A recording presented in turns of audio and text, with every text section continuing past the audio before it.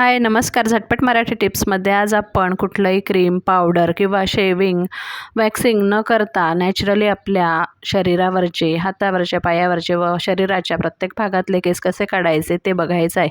त्याचप्रमाणे नॅचरल पद्धतीने चेहरा कसा उजळवायचा आहे. आता दिवाळीचं सीझन आहे, मग आपल्याला पार्लरला वेळ नसतो, तर आपण आता ते बघूया. तर इथे पहिल्यांदा पहा, माझ्या हातावरचे केस एवढी वाढ झालेली आहे. आता ते मला काढायचे आहेत, तर त्याच्यासाठी मी एक इपिलेटर विकत घेतलेला आहे, तर त्याची लिंक मी देत आहे. तर अगदी लेस पेन, खूप कमी पेनिंग, काहीच नाही होत. अगदी आपण वॅक्सिंगच्या वेळी पेनिंग होतं त्याच्यापेक्षा खूप कमी असं होतं. ज्यांचे जाड केस असतील त्यांना थोडासा त्रास म्हणजे नाहीच जवळजवळ.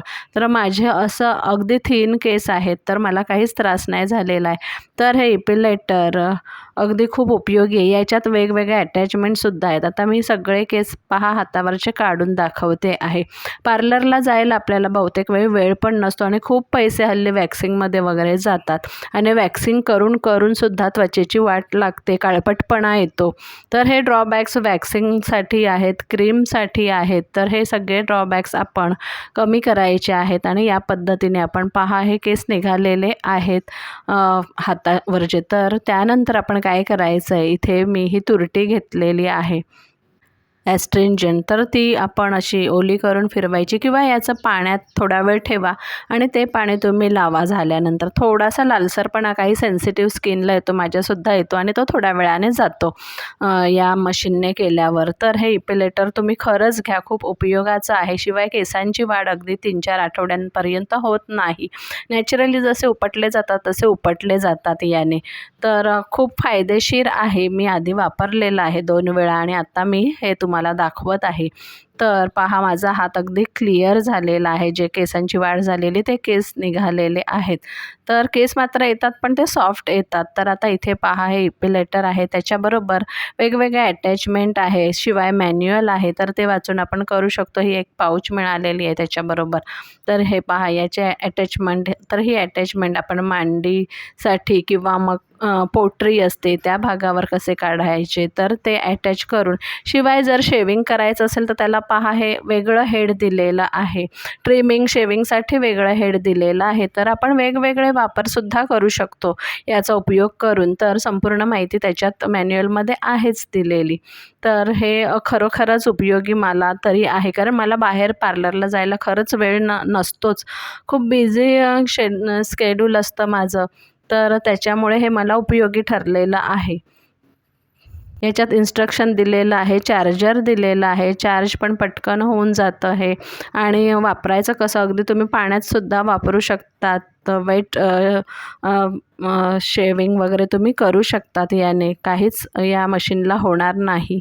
तर व्यवस्थित आपण याचा वापर अगदी सेफली करू शकतो. फक्त चार्जिंगला लावल्यावर वापरू नका. पहा हे हेड असं निघतं आणि दुसरं आपल्याला शेविंगचं हेड वगैरे लावायचं असेल तर लावू शकतो आपण. हे इपिलेटर आहे, केस रिमूव्ह करायचं आहे. तर अशा प्रकारे हे मशीन खरोखरच उपयोगी ठरतं. तर तुम्हाला जर हवं असल्यास तर तुम्ही लिंकवर क्लिक करून घेऊ शकतात. आता चेहरा, तर चेहरा पण टॅन झालेला असतो. सारखं फेशियल पण करू नये चेहऱ्याला. चेहऱ्याचं पोत खराब होतं. तर मी पण अगदी फेशियल टाळतेच. अगदी कुठे लग्नकार्य असेल तर त्यावेळीच करते. तर आता चेहरा मी आधी धुवून घेतलेला आहे. आता आपण कोणती पद्धत वापरायची ते बघूया. तर कुठलंही आता फेस पॅक, फेस मास्क वापरण्याच्या आधी आपण चेहरा स्वच्छ धुवून घ्यायचा आहे. तर मी धुवून घेतला आहे, पुसून घेतलेला आहे. पुसून पण अगदी खेचून नाही पुसायचं आहे, टॅप करायचं आहे आणि नंतर हात असे टॅप करायचे आहेत. जरा चेहऱ्यावरचं रक्ताभिसरण आपण नॉर्मल करायचं आहे, व्यवस्थित करायचं आहे.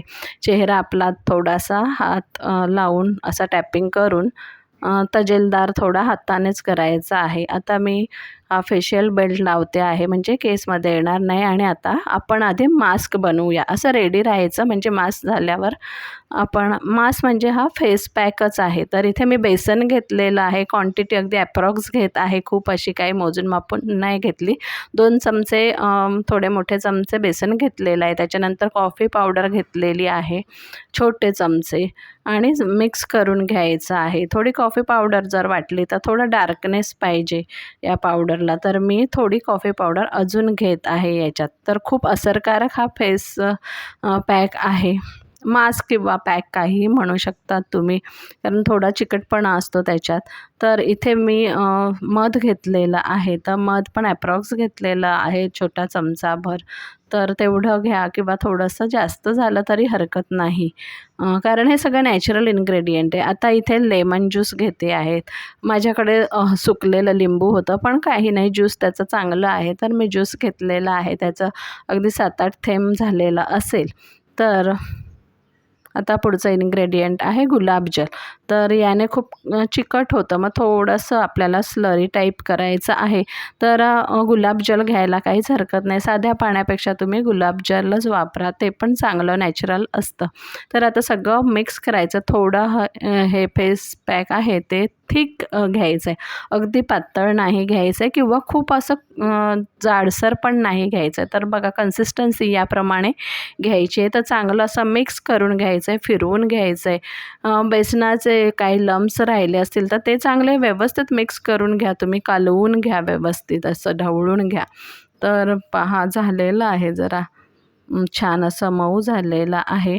तर आता आपण चेहऱ्याला लावूया. अगोदरच आपण चेहरा धुतलेला आहे आधीच, त्याच्यामुळे आता डायरेक्ट लावायला घेऊया. नेहमी मी सांगते का कुठलंही फेस मास्क किंवा फेस पॅक अप्लाय करायचं असेल तर शक्यतो हाताने करा. जो आपला हाताचा टच आपल्या चेहऱ्याला मिळतो तो खरोखरच फायदेशीर असतो. आपल्या त्वचेची जे सेल्स असतात ते उत्तेजित होतात, चांगले रिस्पॉन्स करतात. म्हणून आपण हाताने शक्यतो फेस पॅक लावायचा. तर मी तरी नेहमी तसंच करते. जर तुम्हाला ब्रशने अप्लाय करायचा असेल तर करू शकता.